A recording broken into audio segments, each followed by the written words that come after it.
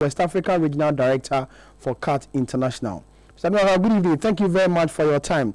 I read an article you wrote some few weeks ago when the issue came up first, and you say that the best way to deal with this monopoly is to bring in a competition law.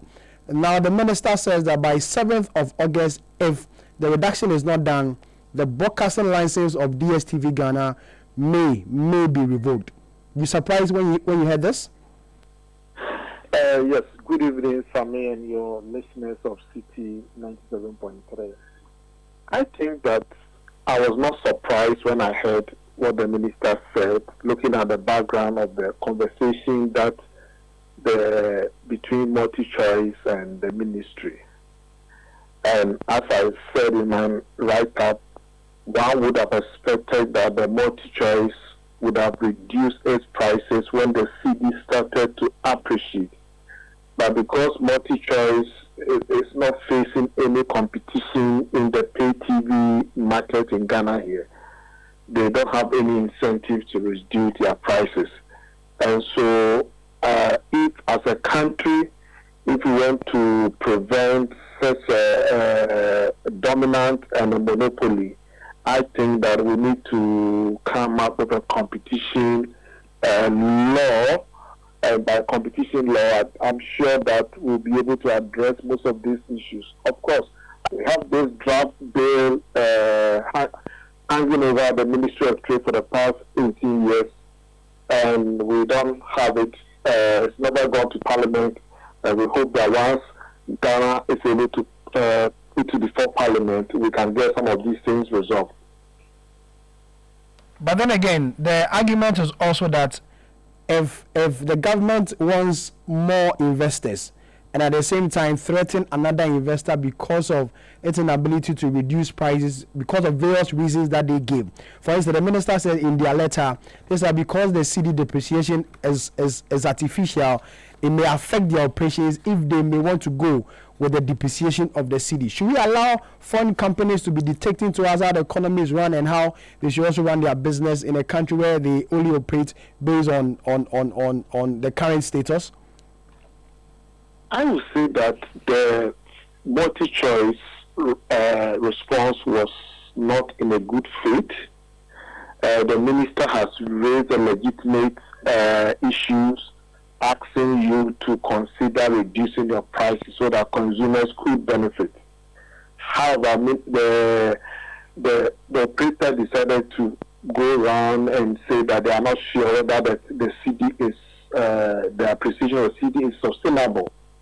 Of course, it is not only MultiChoice that has there are other companies operating in the country that have reduced their prices because the CD has appreciated.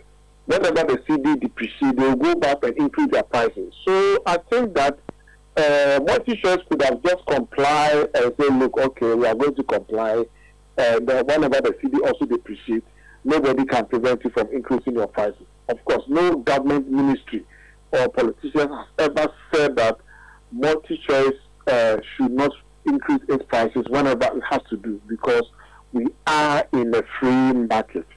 But for me, as I said, the minister has got a good intention to make sure that consumers in this country get a better money for value for things that we pay for our pay TV. However, the tools that the minister is using in trying to achieve that is what, for me, is a bit concerning. That this is a market that is a free market. That's number one.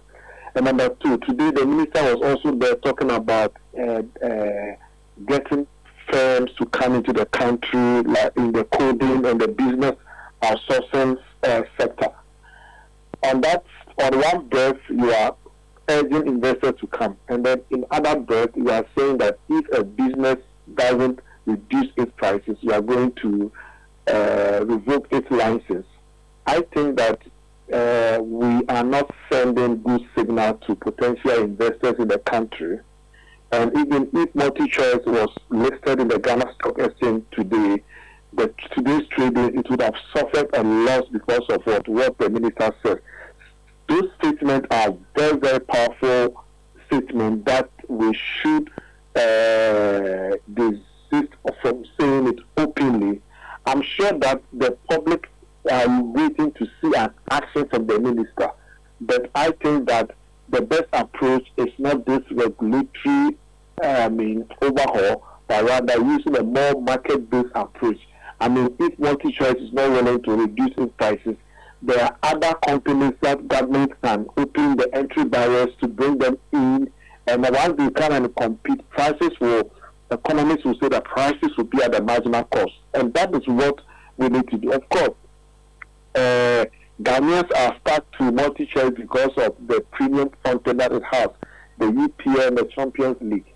And that issue also needs to be resolved at the continental level, because we shouldn't allow one monopoly to have access to this premium content and take the whole continent by ransom. If you go to the US, for example, there are a lot of cable companies, but yet none of them have a monopoly to the sports content. They allow other TV stations, pay TV stations, to be able to also buy and transmit on their network. And that is what we are not having here in Ghana and here in Africa. And I think that the minister can also use the EU and bring all communication ministers across the continent together, and through the AFCFTA, they will be able to resolve this issue using competition and allowing other pay TV companies to be able to also compete and buy, distribute this premium content. If we're able to do that, I'm not sure that multi-choice could be a monopoly in this space where we find ourselves. So let's use more of the market approach than the threat of wanting to revoke licenses or suspend licenses.